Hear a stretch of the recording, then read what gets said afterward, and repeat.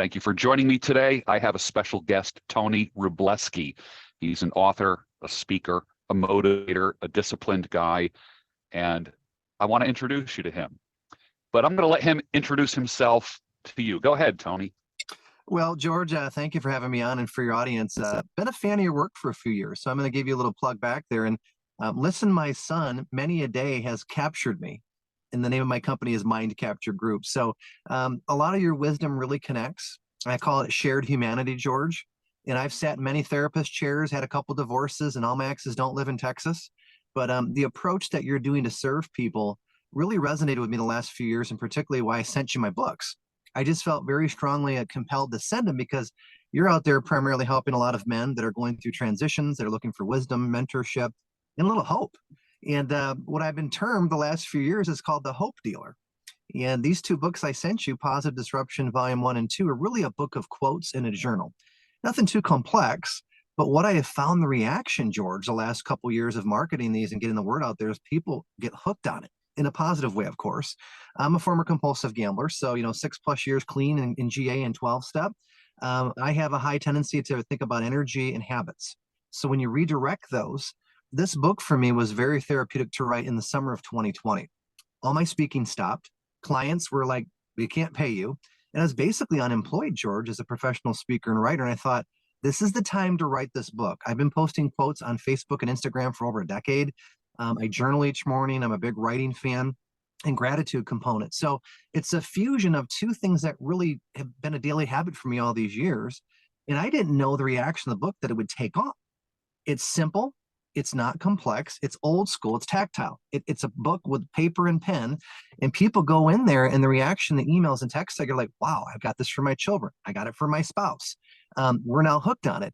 And I do it. I actually do my own book, Volume 1. We were so busy marketing it during the height of the pandemic that someone said, do you actually do your book? I said, you know what? I need to sit down and go back through this. So it's been a labor of love. It's surprisingly the book 7 and 8 in the Mind Capture book series. I've written other books on marketing and sales and mindset the last almost 20 years, but this was a demarcation that I said, do it now.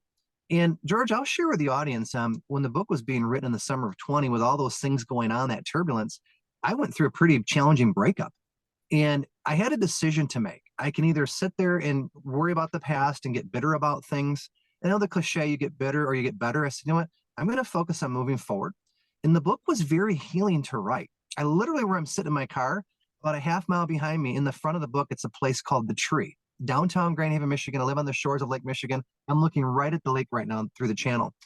And I'd sit down with a blanket, just meditate, and start writing the quotes, the questions I'd research. And it was so therapeutic, George, during that time of potential grieving and heartbreak over that 3 months in the summer, because the breakup occurred in June of 20, and I wrote the book in June, July, and August. And I have to tell a lot of your males out there that are going through challenges, and again, females, we all have this as life, is that when you journal and you say, you know, how am I going to reframe this? I wouldn't say grieving, but it's more of like a loss. Okay. And it made the book so much more of a joy to write because I got excited to write it each day. I'd put the beach blanket down, look at Lake Michigan, and disappear and melt into the work and the writing for a couple hours at a time. So that's a little bit of where we're at with, the last couple books. And again, throwing it back to you, George, the way you have changed over the years and evolved has been really exciting to watch. And the Listen My Son podcast and YouTube you do is helping a lot of people, man. So kudos back to you. Yeah, thanks, man. Well, it's interesting that you call yourself the Hope Dealer. There was a time when I had a show, and I used to say that the show was about hope, positivity, and optimism. Now I talk about sanity, clarity, and reason, but I tend to group things in threes. And as a hope dealer, I know there's a scripture that says hope deferred makes the heart grow sick. And that's the concept of being heart sick is something our grandmothers used to talk about. They would hear, I would hear the word heart sick when I was a kid. Someone is heart sick. And I'm like, what does that mean? Because that's not a phrase that we use anymore. And it's just one of them old fashioned words. And it basically boils down to the hope was put off or the hope was ended. And when people are without hope, they become desperate and they resort to desperate measures. As a hope dealer, how do you give hope to people? You know, it's a very good question, George, and I could run a few different angles. I'll take the one that strikes me immediately. What I do when I'm teaching, I do a lot of live speaking, as you know, a lot of interviews, Zoom training the last few years, is I remind people that they have this genius called their own ideas and intuition, their other self inside, and we forget. And it's amazing that corporate America will even bring me in sometimes because I say, look, you have all these great ideas. I'm giving you the ideas and the spark today to take that idea off the shelf, dust it off, and try to implement it again. And there are no bad ideas. It doesn't mean they're always going to be executed, though. It's a patience thing. And my whole thing is that we forget we have this inner core genius of like a 7-year-old. Now, I'm 51 years old, George. I'm a mature adult most of the time. But that 7-year-old, that creativity, that spark, each human has those unique ideas and talents and connection points. My whole goal when I'm done working with a group is they go, wow, that was not what I was expecting. Where I didn't always agree with them. I always challenge the audience to think for themselves and question every story, every slide, and every point I make. That's kind of dangerous for some speakers that are like, wait a minute, you're supposed to lead them. I get that. I'm doing this a long time. But the evolution of, 6 years ago, quitting gambling and getting into 12 step and the spiritual rebirth, it has changed who I was as a young speaker, a marketer, a referral guy, into more of the guy that says, let's go and plume our own talents. I don't have all the answers, George. I'm a teacher like you are. And I see a lot of arrogance in this personal development industry where people say, you need to do all my things. Well, that's kind of a blueprint sometimes for a setup for a disaster, George, because they have different life experiences, different goals, different points of origin, different upbringing, different relational worldviews. So I look at it and say, you have it in you. The whole goal now is to stop, make time each day to self-reflect, to meditate, to pray, to do yoga, to get really selfish. I know everyone talks about self-care. Here's why. It's needed. We are literally so addicted to our digital technology, and it's ironic as we tape this on a Zoom call. But the paradox is we have to manage our best way to not be so distracted with all the noise and all the division. What I also love about what you're doing is you're trying to give people hope versus just getting them all fired up and riled up with nowhere to go. I used to listen to talk radio years ago, George, and I found it always got me inspired to get angry, but with no idea what to do with it. So I stopped listening to a lot of talk radio in my 30s and 40s because I just thought, this is just getting me all fumed up and they aren't giving me any solutions. So again, the whole goal of the goal of the teaching is to remind people of their genius. And again, when corporate groups bring me in, sometimes the VPs and the CEOs are like, we get it. Our rank and file, middle managers down, don't always see that. Again, most of that thinking is starting to change. COVID reset everybody, George. This is my opinion for what it's worth. We're not going back to 2019 again. And some people still have this fantasy that's going to change. When we put the whole world on a timeout, a whole lot of stuff's going to change out of that timeout about how we look at things, how we view work-life balance or harmony, I call it, how we view relationships, how we look at how we're going to communicate with others. Are we going to keep going to the office every day when we can do things like this on Zoom? So it's a long answer there, but there's been a kind of a strange shift the last few years where people are like, yeah, you're really good at marketing and sales, but now you're this hope dealer? So it was a reinvention of search, George.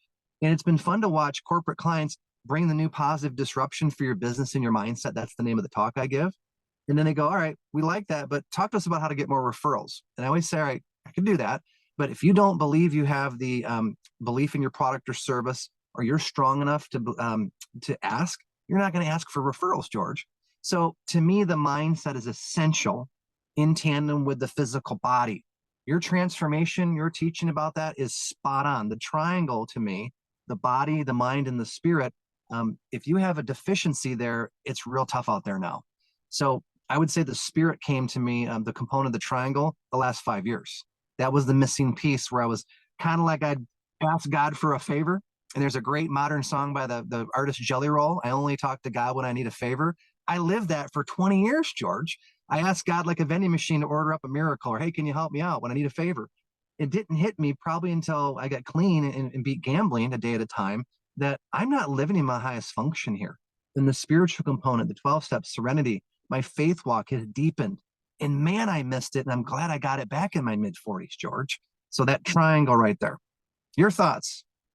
Yeah. I threw a lot at you there. I'd love to have your additional perspective on that.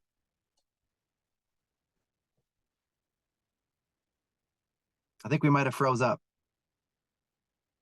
All right. Do you see me and hear me? Yes, you're back. I think we had a freeze there for a second. Okay. All right. Yeah, this is where the editing will come in perfect. So the edited product will be seamless. So Perfect. yeah.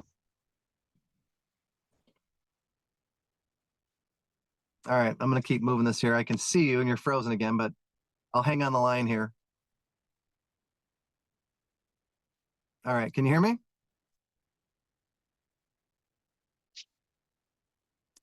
All right. All I right. can see you. Now I can hear you. We are back. Okay.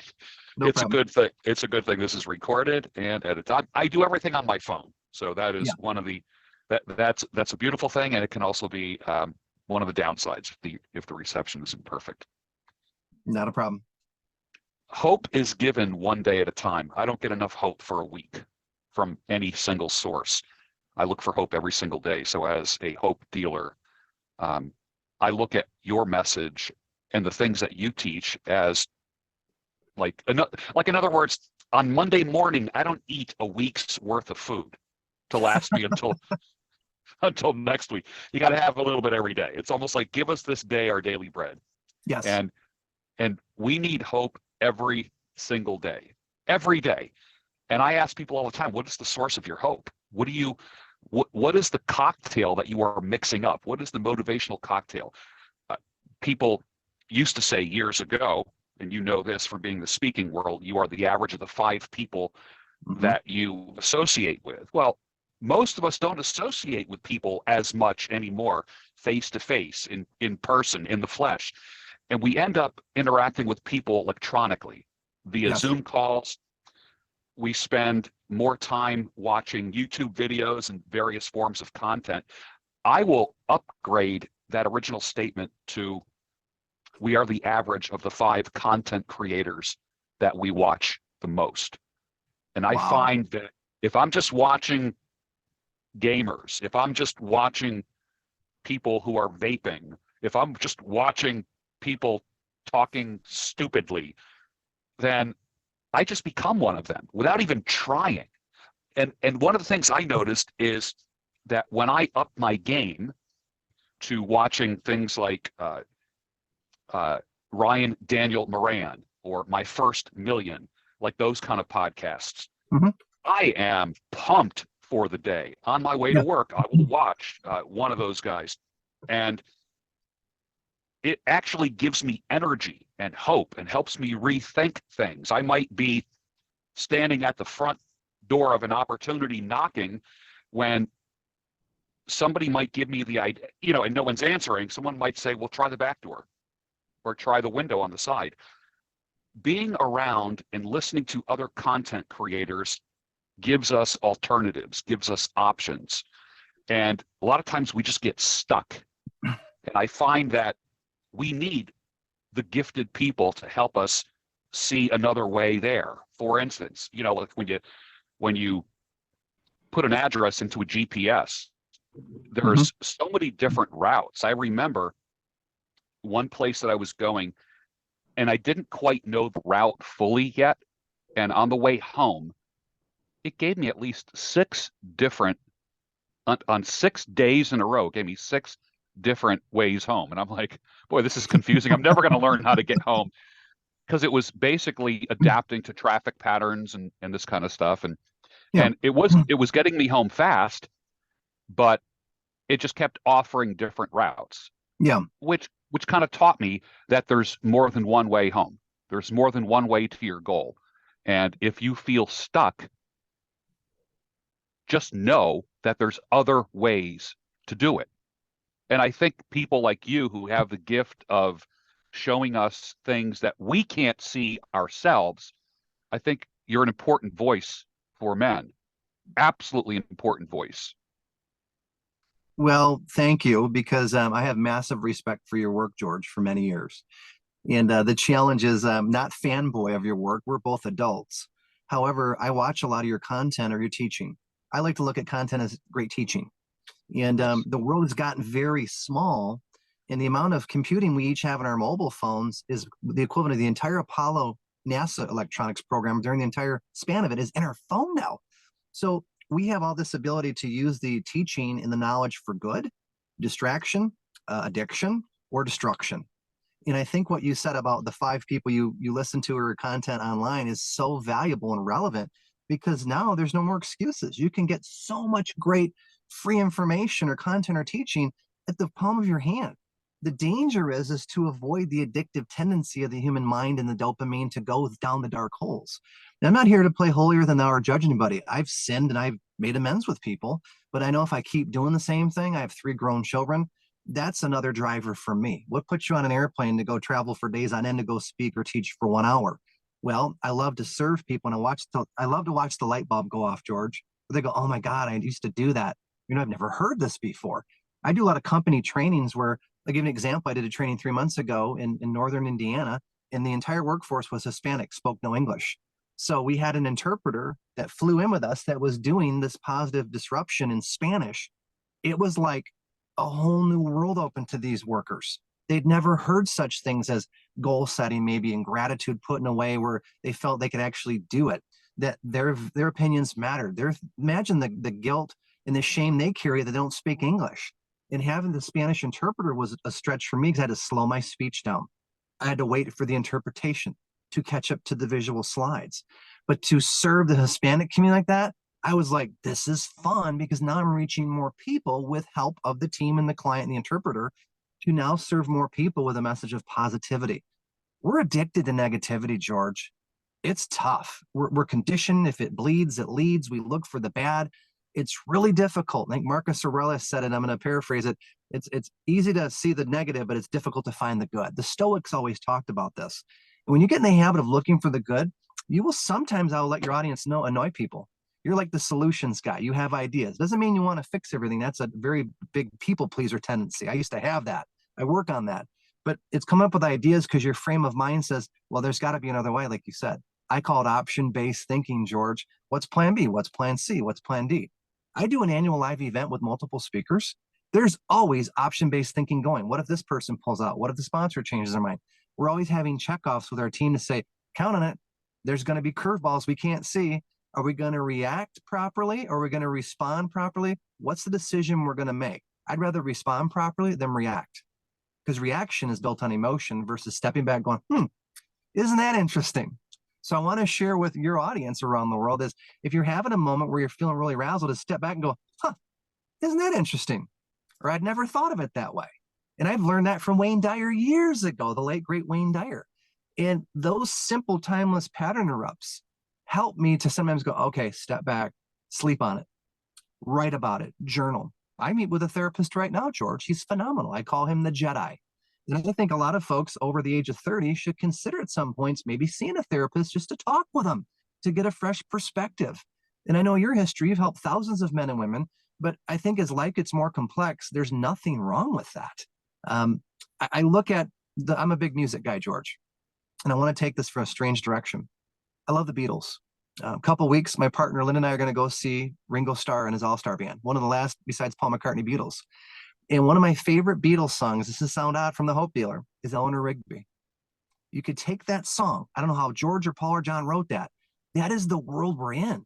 And it saddens me some days as an empath to look at all the beauty, the knowledge, the creativity, the options of abundance, travel, teaching, getting involved with volunteering. We still have so many people, like you hear in the beginning, I look at all the lonely people and I just scratch my head and go, man, if they only knew. If they only knew, there's all these beautiful things around us, things internally, but we're so distracted, divided, and divisive right now. And it frustrates me, George. To sell Positive Disruption, that book, in the middle of the pandemic, I had people laugh at me like, are you kidding me? Haven't you seen what's going on? I'm like, yeah, but historically we get through these things. Go back and listen to Winston Churchill's talks during World War II on YouTube. You can find them. You can get inspired. And you can say, hey, they faced fire bombings in London for 90 days. We don't have it quite as bad. I don't want to spend a ton of time on COVID, George, but it changed the world. And it seems to me there is still a somber, not even sobering effect of what just happened. And it's up to each of us. I believe strongly, again, big opinion moment here. You got to take care of yourself and get around the right people. No one's coming to save you but yourself first. Jim Rohn taught me, one of my teachers, the late great Jim, no one can do your push-ups for you. Okay. We wish we could order it. We wish there was 5 easy payments. We wish we could Netflix binge how to do our push-ups. We still have to take the action. And especially in the age of social media, George, the snipers and the trolls are everywhere. And you can either let them scare you off and you'll never meet them, or you can move forward in spite of them. And to me, it's a unique time. And I'm saying if we redirect our thoughts and stop giving our power to all the external and go inward, the whole premise of the books, the last two, Positive Disruption 1 and 2, is take back your power, your inner genius, and give yourself more credit. In the moments of quiet, stillness, when you're calm, the ideas download. They download all the time. But we've lost and don't learn unless we specifically get tired of it. What are some ways that I can get back to my core roots? My book is just one of many, George. It's nothing new. There are quote books out there. There are journals out there. This was a fusion of where I was at that marker in time when I wrote the first one. People said, we want more. I thought, let's do one more volume. So to me, the work, it's fascinating. I love what I do. My religion is people, George. I missed many times growing up when my kids were aging to go talk with and teach strangers I didn't know. Well, I missed a kid's soccer game or recital. And I've gotten over the regret phase because all 3 of my kids have been to my live events now. They go, wow, Dad, they're all in their 20s. This is what you do.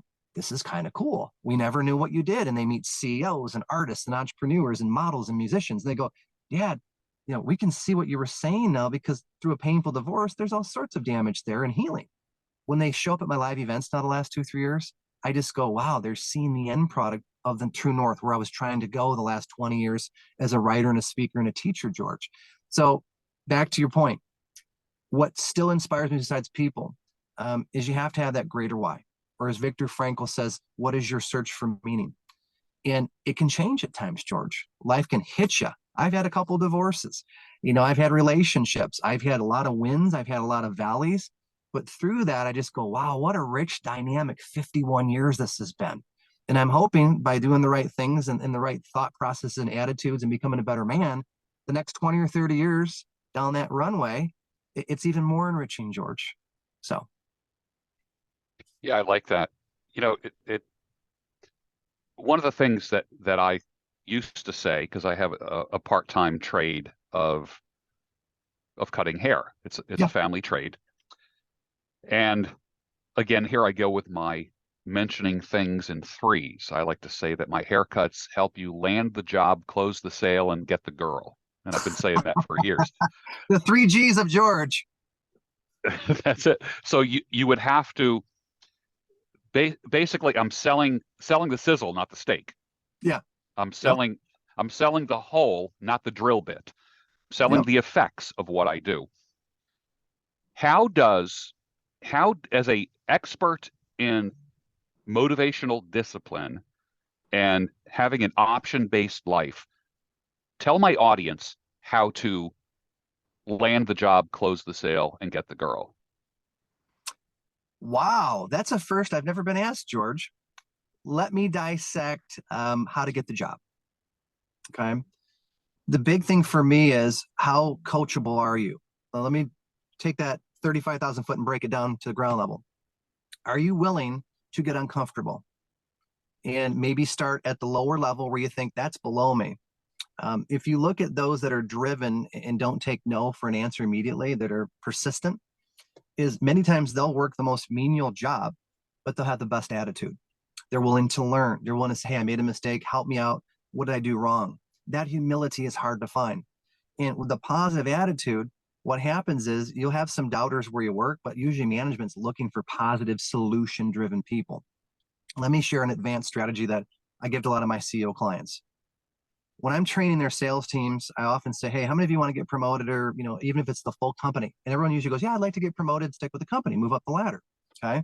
I say one of the simplest ways that I can give you in respect to time is this. When there's a problem, talk with your direct team that you work with and come up with a set of solutions or ideas. Go and present 3 or 4 ideas to your manager of what you collectively came up with to solve the problem, versus pointing fingers, not my fault, it's her fault. I call it pissing and moaning, whining. Don't do that. That's what 95% of employees do. And they just never seem to understand why they're stuck in the same job. They're kind of in the doldrums like, Groundhog's Day, and nothing changes because they're not willing to change. They're not willing to get critical feedback. They're too sensitive. They're too offended too easy, especially in today's world, and they take things too personal. One of my other favorite books, George, is The Four Agreements by Don Miguel Ruiz. The second agreement, which I recite every day because I hear a lot of no's in my business for meeting planners and I get yeses, is don't take anything personal. That has saved me so much grief. And I will bring that quote up in that book in a lot of my sessions in training because we've got to get over the fact that a no is not going to kill us, that our ideas are not always going to get implemented. People are not always going to like us, and that's okay. I'd rather be true to myself, some stoic wisdom there, than to try to be a fake or a fraud. I will tell your audience for 10, 15 years in the speaking business, I was trying to be the next Brian Tracy, who I've interviewed, who I love. He's a great teacher and mentor. I should have been Tony all those years, but I didn't know any better. So I had good role models, but I didn't have the confidence, and this is hard to admit, to branch out and really identify what lane of who I wanted to be and how I would share that talent with the world. So even us that are in the motivational industry, we don't have it all figured out, George. You'd be amazed if people go, man, you're always looks like things are always going good. You're always positive. I have bad days too, George. I don't have very many of them in a row, though. I will not allow that. I'll use my habits to override it. I will seek wise counsel. I'll take a day off. I use a lot of pattern interrupts to, if I'm having a bad hour or two, go, can't afford to do that, Tony. And maybe some people go, that seems contradictory. I have more good days than bad throughout the week, but life can hit us, George. Okay. I have a funeral to go to this Saturday.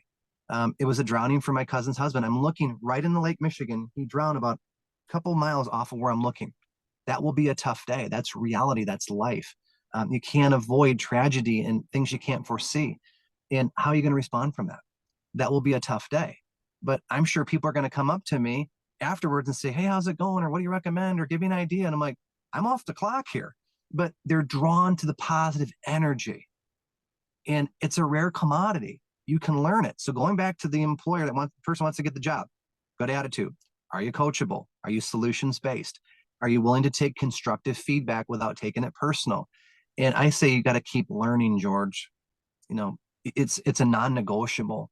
In YouTube, in the online world, like we're interfacing now and we're intersecting in time, there's no more excuses not to be able to learn a skill. So that's my answer to one of the three. Okay, so that's land the job. How to close the sale? You've got to be a great listener. And from listening comes great questions. It's to study it. It's to fail many, many times, George. I've heard no thousands of times, but I've heard hundreds of yeses. Let me repeat that for your audience. I've heard thousands of no's and I've heard hundreds of yeses. And I work off the value and the knowledge I learned from those no's to get to the yeses. I'm rereading another book right now from one of my mentors. His name is Ben Gay III. Might be a good interview guest for you. He wrote a book in the 70s, a series called The Closers. It sold millions of copies long before Amazon. And Ben, full disclosure, has become a good friend. He's spoken at a couple of my live events. But his book on closing the sale is hard to find it. You can get it from him directly. Probably one of the better books I've ever read. And I've read Zig Ziglar's and Tommy Hopkins and J. Douglas Edwards. I've read a lot of the classics and the new guys, to Gary Vee, to the ones about Never Split the Difference, Chris Voss, all across the spectrum. And that book, rereading, I'm like, man, I'm pretty good at certain things, but I've gotten weak in some other areas. So it's sharpening the saw. Study, get out there to make the attempts. You're going to keep learning. You're going to hear no, but you're going to have great questions and you're going to have to listen. Here's the big misconception, especially in the hyped up social media world. The best closers usually ask a question or two and they just shut up and they sit there. And I take notes in meetings. They'll tell me things. I'll say, well, explain to me, what do you mean by that? George, you're a therapist in your training. You're like the master listener. That is a skill that most salespeople, until they fumble enough, go, something's not right. I'm rambling on all the time and I'm not closing any deals. Well, you got to shut your mouth more. And the equation is usually 90-10. You're quiet 90% of the time and you're talking 10. Again, I can look back the last 3 or 4 top training clients I have. I don't really talk much. They've already Googled me. They've heard about me. And by the time I get on the phone with them or do a Zoom training, they have a couple questions for me. I throw a couple back at them and they just start uncovering and unraveling. Here's where we're struggling. Here's where we need help. Can you do it? Here's our theme. Here's what our people need. I sit there, take notes, listen. And at the end, I might have 5 minutes to say, hey, from what I'm hearing you say, Based on this, I think I can help you here and here. Are you ready to proceed, or do you have any more questions? That's not that complex, George, but it's years and years where it's ingrained in my DNA and my soul of how to sell. Because every day we're selling, George. Everyone's in sales. I've had ministers sit in the audience. I've had lawyers in the audience, CPAs that go, I'm not like you, that guy with the pink tie. I'm not a salesperson. And I'll say, BS. They're like, what do you mean? You're in sales. If you're in a courtroom and you're a lawyer, you're a partner at a firm, don't tell me you're not trying to sell the jury box to the judge. And they kind of look at me like, yeah. But I'm not a salesperson. And I still say, wrong. A pastor on Sunday, a priest on Sunday, or a church leader at a synagogue on a Friday night.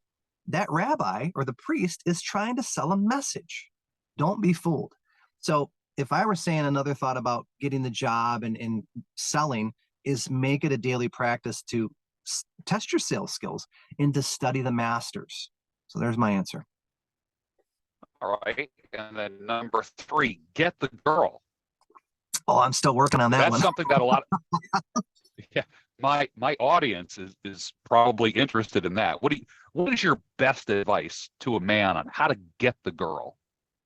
You know, I've had so much trial and error here, and I already kind of laid my cards out early in the interview. I would say a couple things. In my current relationship with my partner, Linda, is that we started out as friends for many months. And I remember her, and this is not out of turn if she hears this because it's a small world, is for many months, I was like, Linda, I like you as a friend, but I'm not dating anybody right now. And it wasn't to be mean, great gal, but I needed to work on myself. It was right when I was writing Positive Disruption, the summer of 20, my business was up in the air.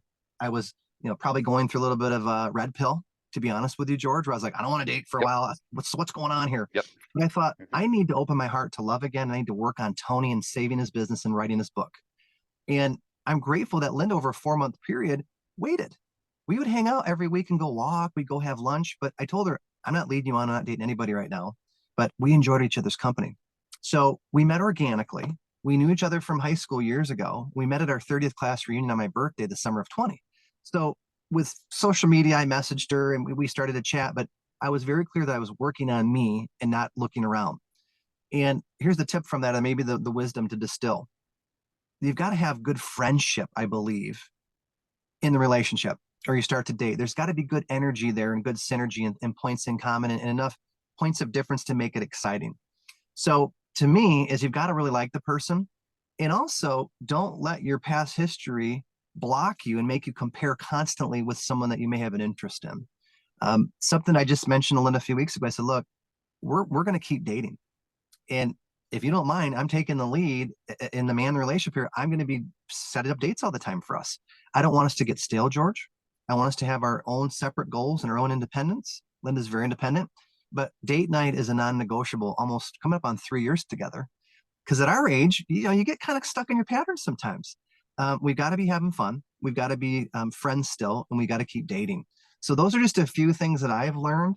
Because, gosh, the last 20 years before that, her and I have both been through ups and downs. We each have older children. We've each been married a couple times. And we said, look, how do we want to unpack our past?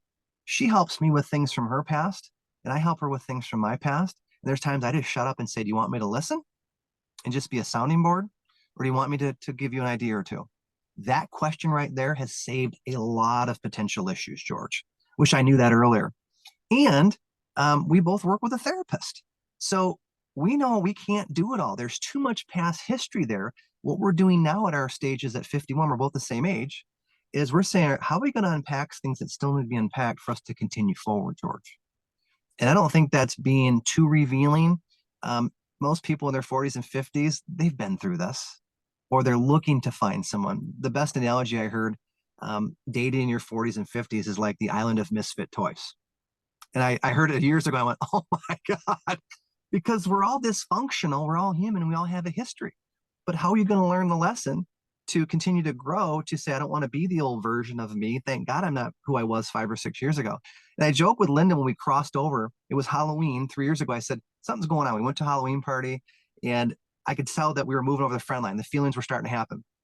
And I remember saying to her, wow, I'm so glad we met when we did, because the Tony of 5 or 6 years ago was not ready or mature enough to attract someone like you or have you be patient with me. So it's about timing too, George. We're always changing. Something I tell every group, write this one down if you want. You are allowed to reinvent yourself every single day in some capacity. Doesn't mean you throw out of your core guiding principles, your habits, but you're allowed to think differently each day, to learn new things each day, and to have a little fun. A lot of the world right now is not having fun, George, and especially in the dating relationship world, we take each other for granted. That is one thing that Lynn and I have talked about. We don't want to take each other for granted. We have our valleys too, George. After that first year or two, the kumbaya phase is over. You and I know that. And then the real roll up your sleeves, the work begins is how, if we want to continue to be in a long-term relationship or wherever that may lead us, how are we both going to work at it? Because if we don't work at it, typically most people, correct me if I'm wrong, hit the 2 to 3 year marker, they bounce, they get mad, they don't want to address the deep issues, and they leave. They rinse and repeat the cycle, and they start dating somebody for 2 or 3 years, bounce, they leave, rinse and repeat. Her and I are saying intentionally, how do we not do that? 3 years next month. How do we avoid that and still have the joy and the fun and also deal with the real hard stuff? We both have collectively 5 kids. There's a lot of action going on there, George. There's a lot of movement. Okay. So that would be my best bet, or not best bet as a former gambler. My best probability is make sure you get along with that person. Make sure you have some shared goals and things you enjoy doing and some points of difference. You don't want to date the same person. It becomes very boring to me. And keep growing and evolving and dating and keeping it fun. I look at all the years I joke with Linda that we weren't having fun in our past relationships, not a slam on our former partners. We brought some stuff to those relationships too. But I've said, look, whatever time we have left on the runway that we're together, let's make sure we have more fun with this because damn it, we've earned our right. We had our kids young. We worked hard to provide for our children, and let's enjoy what time we have left the best we can. So hopefully there's a couple nuggets in there. And I still don't have it all figured out, nor will I ever, George. Yeah, I don't think anyone actually does. I mean, I look at, the top 50 richest men in the world. They're all divorced. They can't hang on to a woman. I look at Steve Harvey, Yep. super successful, and his wife cheated with the personal trainer and the personal chef or something like that. Yeah. And it is an interesting world to navigate. Someone said dating is like riding a bicycle, and that bicycle is on fire, and you're riding over a rickety bridge with no guardrails. So, and of course, that's a Cue joke. Indiana Jones. Where's Harrison Ford when we need him? Exactly. And I think navigating the world of interpersonal, intersexual dynamics is something that you never master. It's something that you have to reinvent yourself on almost on a daily basis. There are certain things that you don't want to reinvent, such as your disciplines and your virtues, but the way that you deal with situations. When I was listening to Karen from the Happy Wife School YouTube channel, she would Mhm. say something to her husband, and he would say, like, she would be very reactionary, not respond, but react. Yeah. And he wouldn't react to her reaction, and he would say, he would just be quiet for a second, and then he would reply to her, "Is there another way that you'd like to say that?" And I love I that can. response. I Yeah. love, is there another way that maybe you could say that, or, and that made her think like, yeah, maybe I was a little bit impulsive. Maybe that did sound a little bit mean. So she would rephrase it in a gentle manner or without an accusatory tone or something like Yep. that. And I think that's what happens in the dating world. We end up getting this relationship PTSD. And I disrupted a hornet's nest this past summer, and I got stung about a dozen times, man. It was like Mm. I haven't gotten stung by a wasp, hornet, bee, or anything like that in over 30 years, and I forgot how much it sucked. And I got stung like a dozen times. Every Ugh. belly, chest, neck, Ugh. I mean arms. It was just like, holy crap, it was unreal. And for weeks after that, even a fly buzzing near my head would make me just kind of jump a little bit. A moth. I'm Yep. sitting out in the back deck having a cigar, and a little moth flies by, and I'm just like jumpy of anything that's flying near me. So I Yeah. had kind of a like flying insect PTSD. Well, if we get stung in relationships, anything that smells of a relationship can trigger that PTSD, can trigger that panic, can trigger that oh my God response kind of Yeah. thing Yeah. where you Oh, yeah. you want out real quick. It's like, that's it, this is over. Or Mhm. you respond in a very dysfunctional way and pour gasoline on a fire that probably should never have started. And Yeah. you end up getting layers deep in an issue. And now you are 10 problems removed away from the original problem. So, how can people overcome relationship PTSD? What do you think? Um, you know, take this with a grain of salt. I'm not a trained therapist. I have no schooling in that realm of knowledge. I've worked with a lot of therapists, George, for my own kids post divorce, my relational issues.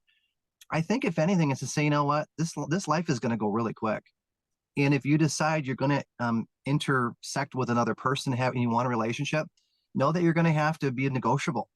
That there's a lot of benefits to being single and free, and you have more options per se with your time and money and travel. But I've mentioned to Linda, for what it's worth, I'd like to find someone, not because I'm desperate or needy, that appreciates travel, that enjoys life, that is fun to be with. So I have a compadre.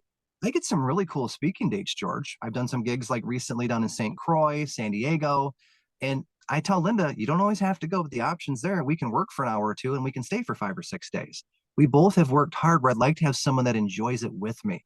It can get lonely. As much as I study stoicism and have had periods where I didn't date, there comes a point where there's that longing, I think, sometimes our soul to say, what would it be like if I had someone that was cool? And I have to know that the planet has 8 billion people. It's okay to get vulnerable again, to get smarter each time and say, you know what? Love wins, and resentment's hard, and anger's hard, George. And I could be just as mad and go back to all those flames in my first divorce with 3 kids and multiple lawyers and a lot of money and alimony and all that time. And I go, you know what? You already earned the lessons, Tony. You've made amends with your first wife. Your children are in their 20s. They watch how you and mom intersect now and are very peaceful to each other and communicate better. We're allowed, because why not, George? There are a lot of people in I'll say the red pill community. I got into that at different points in my growth process, where I was like, God, all these guys just seem mad. And it seems sort of surface and very lustful. And I'm not trying to claim I'm a saint, George Bruno, but it just seems like after a while, it's like, you got to come up with some solutions here. And that all women aren't bad. All men don't have to be jerks. They don't have to be rude. You can be a gentleman. And there's a lot of angry men out there, and there's angry women too. It goes both sides. If people want equality, I can go both directions here. That it's highly addictive because it's negative, it's vengeful, it's, put your wall up.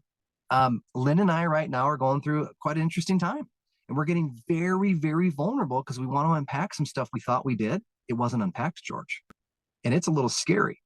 And I'm just saying, you know what, on the other side of this, as our relationship evolves and we keep moving, we're going to have an even deeper love. I don't know if she's ever going to hear this. Maybe her mom might find out and share it with her. I'm beyond the point of caring. It's not breaking discretion and privacy. We both know it. We've got a lot of time involved. Our families love each other. We have a lot in common. And we're both saying, hey, we're really uncomfortable right now, but we're not going to quit. And that's tough because we're both real independent. There's a lot of things that are going on in our personal lives. I'm starting to travel more for work. There's stress with kids right now going on. And we had a death in the family, as I mentioned to you. Her father passed away last Christmas. And there's a lot of life change going on, George. So it's, how bad do you want to invest and say, you know what, on the other side, there's the hope. There's the hope that things will, down the road, we keep working at this each day. I've told my partner, there's no guarantees. You just don't know. One of us could wake up tomorrow and say, you know what, I don't love you anymore. It's over. It happens all the time. But I want to go back to a song, because I'm a music guy, George. Queen, Freddie Mercury, 1 year of love is better than a lifetime alone. I have been blessed to have many years of love, George. There's been some tough years, but I thank God I was given the opportunity to love a woman, and they loved me. And I also know I was not the best version of Tony during those relationships and those marriages. I needed to say, step back when they didn't work. How do I want to grow from that? What do I want to become a better man? So if I want to date again and I do fall into another relationship, I'm a better man for that partner. In my last couple of relationships, the partners have gotten remarried. I'm excited for them and I'm glad for them, because maybe I wasn't the one, but I don't take it personal, George. We both contributed to the fun times of those relationships and to the demise of the relationship. And I think age also helps us. I'd rather be the guy that says, you know what, at times, whatever, versus the bitter old man. We have way too many bitter men running around, George. That's why I love your work. You're waking up a lot of bitter men right now and women by default that watch your channel. And I want to say something here. I'm a part of a group called Base Camp. It's a nonprofit group in the Midwest. And it's basically where all men get together once a month and they have beers and they have deep conversations about their Christian faith and their challenges. We have people talk about their sexual addictions. I talked about my gambling story. It's all men that get together in breweries. We're there to witness each other, almost like a traditional small group at a church, but I call it the outlaw church of men. There's like 30 or 40 chapters now, thousands of men, because there's so many broken men that feel alone. And we get together once a month. Men feel like, oh my God, I'm not alone. To me, it's like a men's group meets a 12-step meeting, all anonymous, all guys having a drink and sharing with a guest speaker how they overcome addiction. How do they overcome gambling? How did they not commit suicide? And there is a growing group of these base camps. I'm the leader of my hometown one because it fits where I was at one point in my time, George, as a former compulsive gambler. And I look at it and go, okay, I've left the church for many decades at times because I've been too much of a rebel. And there are resources now starting to help men. Thank God. Thank God for that, George. And I was worried when I got involved with Base Camp a couple of years ago, it hurt my business because people follow me on social media. I had to let go of that. And surprisingly, no one said anything like, well, you're misogynistic. It's all men. Is it Christian based? Because I have clients of all faiths and persuasions around the world. But what I found is I had to move through the fear and realize helping men that are hurting, that can't maybe fit into traditional church, that's my mojo. That's the team that I really enjoy besides my 12-step meetings is the Base Camp group once a month. So I might send you a link on that because there's a lot of alignment with what you've been doing for years for men and where you're going with Listen to My Son. And there's an awakening going on, George. You're part of it. Kevin DeVries, who runs Base Camp, in some contribution way, I'm part of it. But again, it's to empower men that we are not the enemy. We are loved. And there's lots of good things that we bring to the table around the world, especially relationally. So. Yeah, I like that. I like that. You know, it's funny how there's a few times in this talk already where you said, I wish I knew that earlier. And I'm not even sure that you're aware of it, but there were 3 separate times when you said, I wish I knew that earlier. Let's talk right now to men who are earlier. Let's talk to those younger guys. Mm-hmm. What if you had to distill your message down to just a few statements, what would you tell a younger man?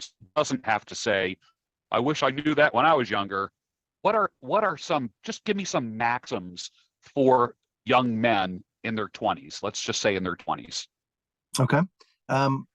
Quoting your show, Listen, My Son, because I've had many of these conversations with my soon to be 20-year-old son walking the boardwalk where I'm sitting right now the last couple of years before he moved to Phoenix. And I would tell my son, Braden, this, Braden, keep learning daily. You're 20 years old. My God, the world's your oyster. Never stop learning. 2, when you're talented, you're going to have people don't like you. That's okay.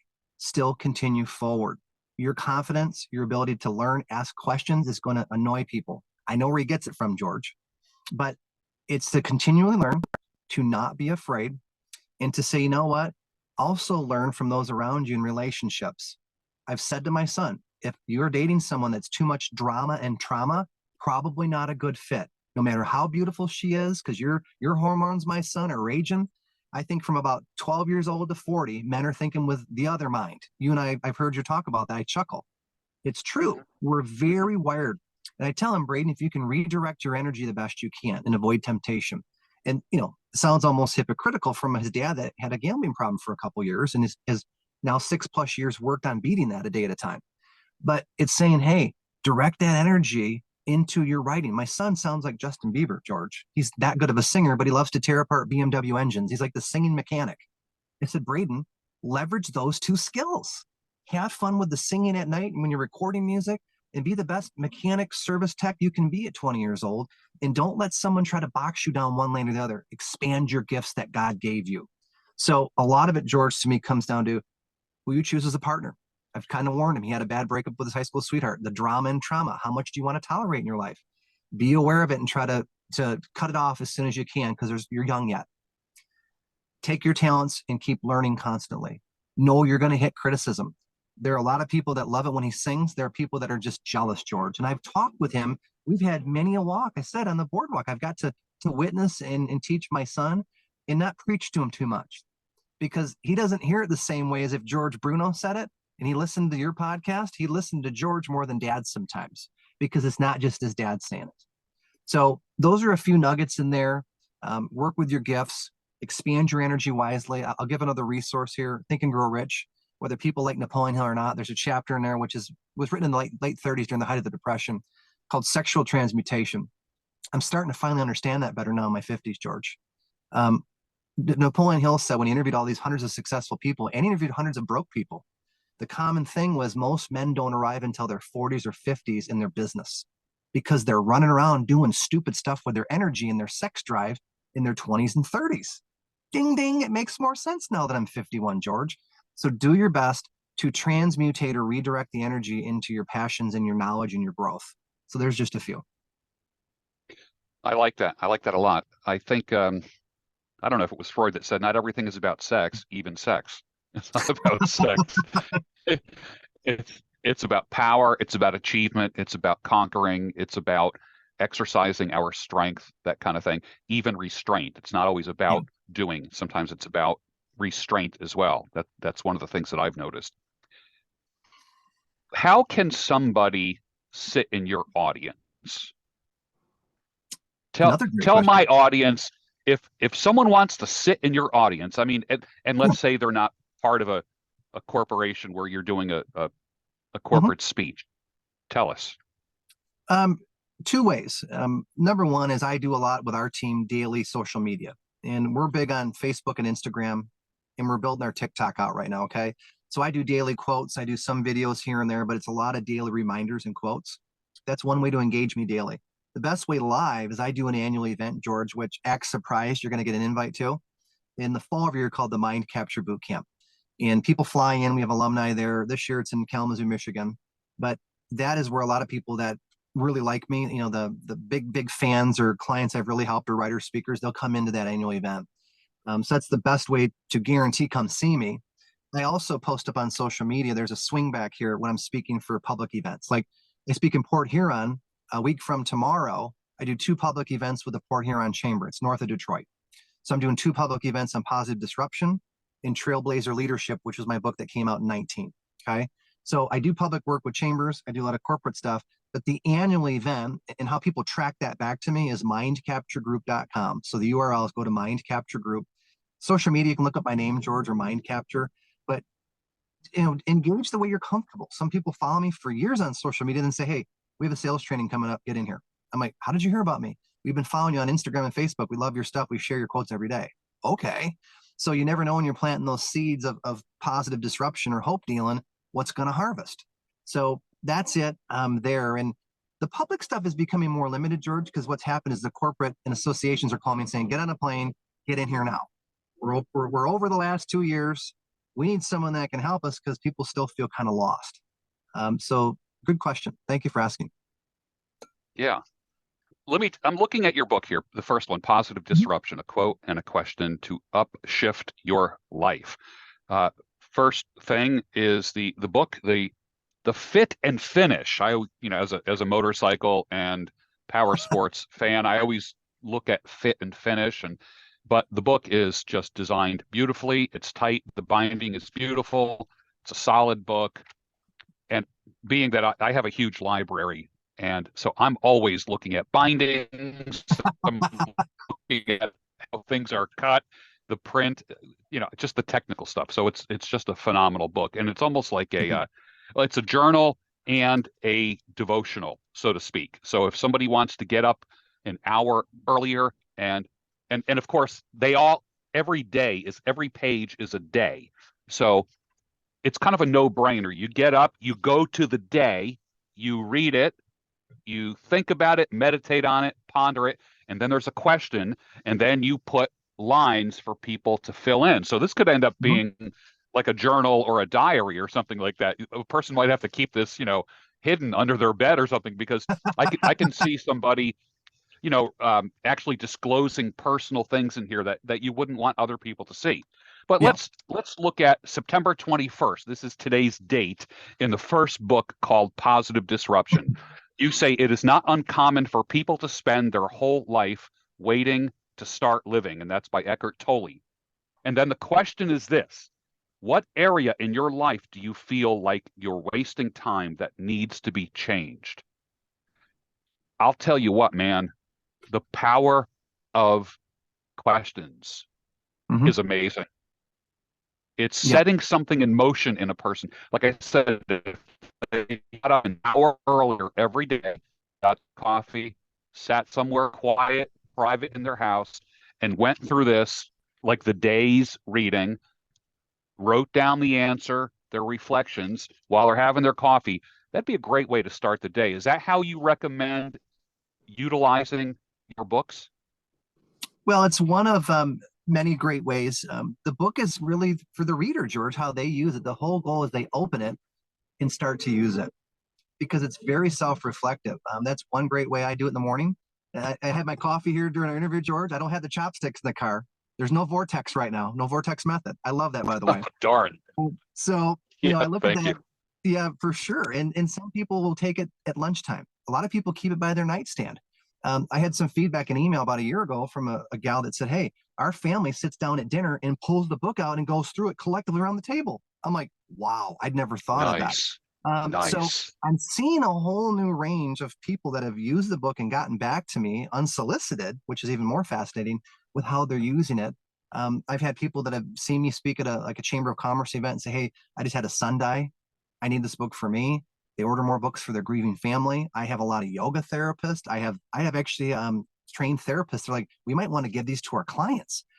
George, I Mm-hmm. never saw that. I'm not trained Mm-hmm. as a licensed therapist. I've been in a lot of Mm-hmm. good chairs and I work and I read Melody Beatty and do 12 step as a daily practice, but I don't have the formal training like you do in the ones that I go to.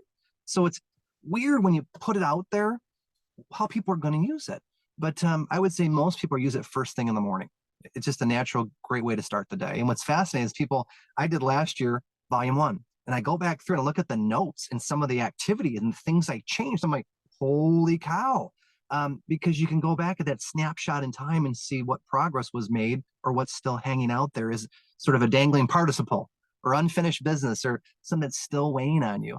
I will mention volume one there. We put it out so quick. Don't laugh. All writers know there's a few typos and grammaticals, but we got it out there so quick at the height of the pandemic. People are like, we don't care. Volume two, we had multiple editors, George. So Mm-hmm. that's Mm-hmm. being very vulnerable. But sometimes when there's a need and timing, you get the book out there. And that's, again, we talked a lot in the interview about taking action. None of the book in November of 2020, when I was going on television stations live, made any sense because we had the presidential election, we had all the numbers of COVID really, really high. And I'm going on television talking about positive disruption. Um, I was very grateful for those that believed in it at the exact opposite moment of fear and pandemic in the world. So we also knew too, George, as a marketing guy, I definitely wanted to get it out there sooner than later because people were really struggling and they're still struggling post 2020.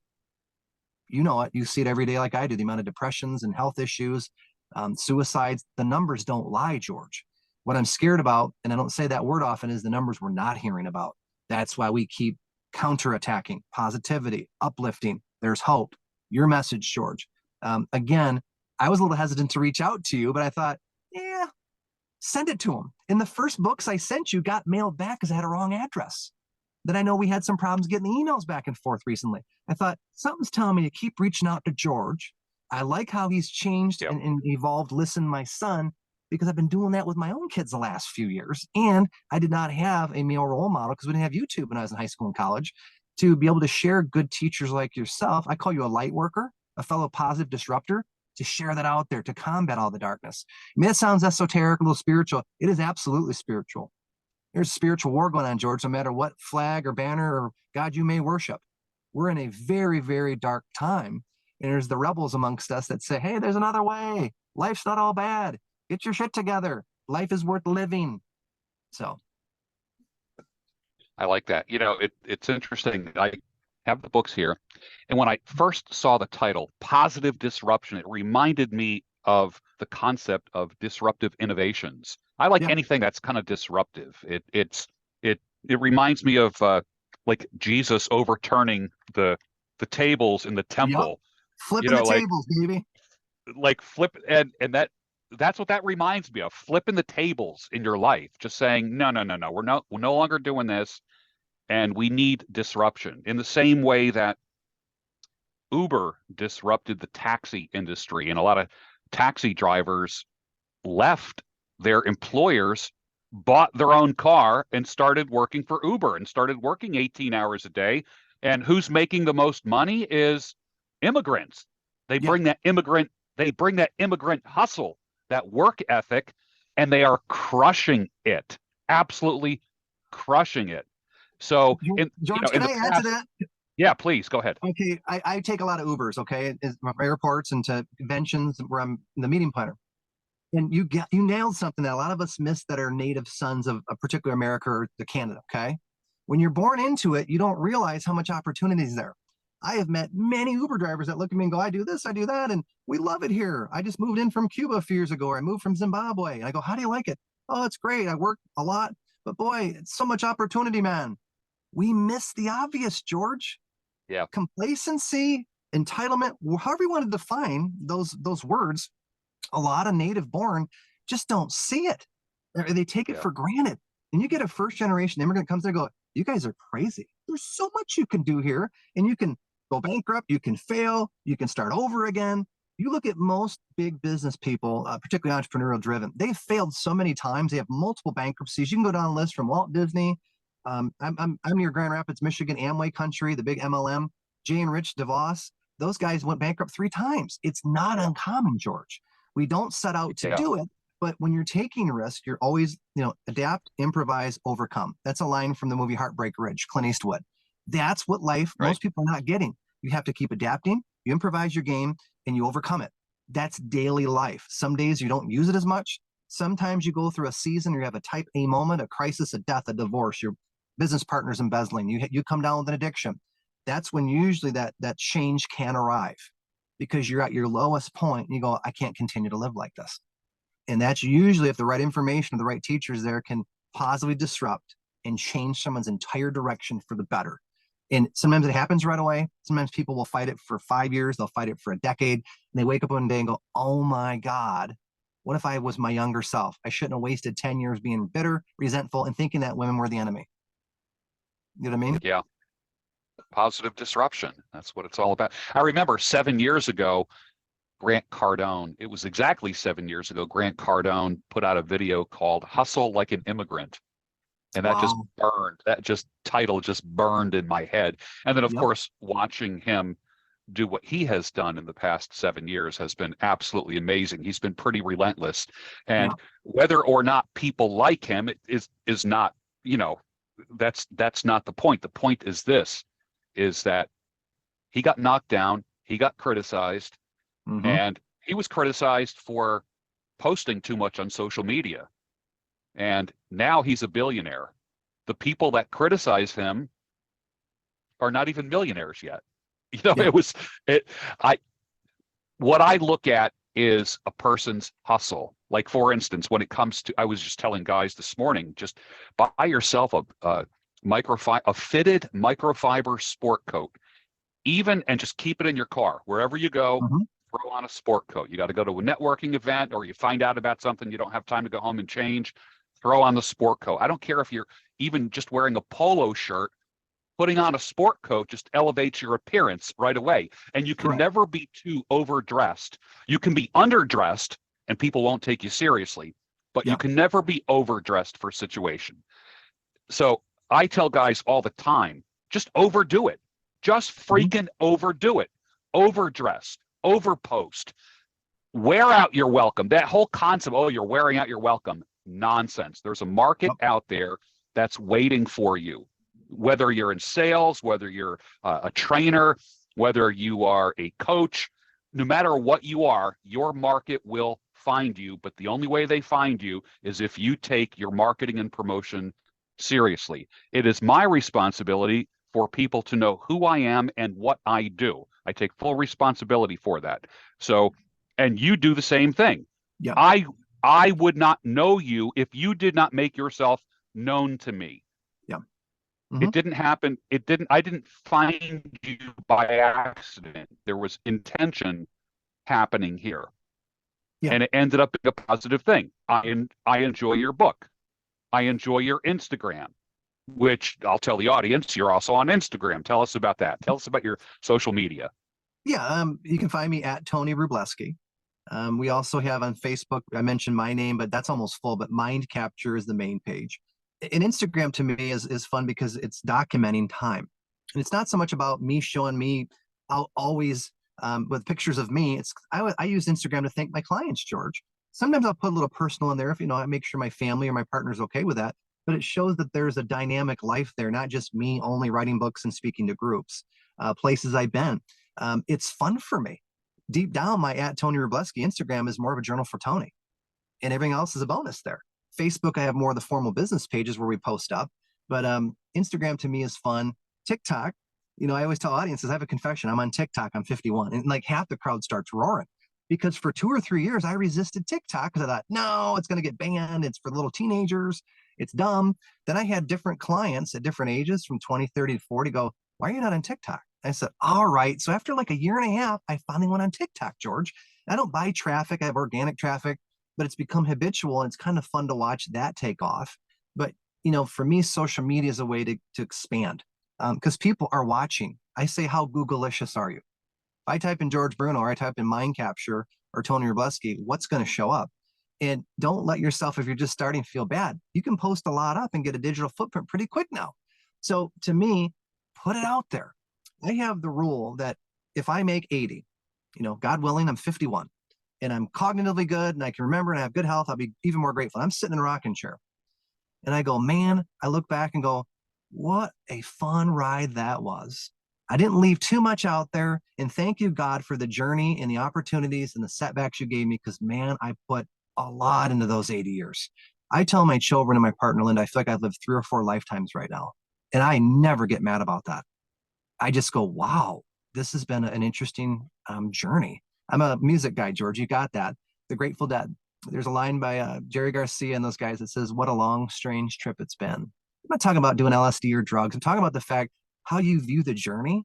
There are sometimes I feel like, man, this is a long slumber. I'm trying to get a book done or I'm going on the road. I miss my kids. Their kids are driving me crazy. But I go, thank you, God. If you have a dynamic, active life, count on a lot of blessings and some tragedy, some adversity. You cannot have one without the other, George. If you want just consistency and boringness, then you take a job and you just kind of do your thing 9 to 5. There's nothing wrong with that. You have free will. However, if you want more vibrancy, more juice, joy, I believe, and skin strong opinion, put yourself out there. Go back to the hobby you used to do. I just went and bought a 12-string guitar this week.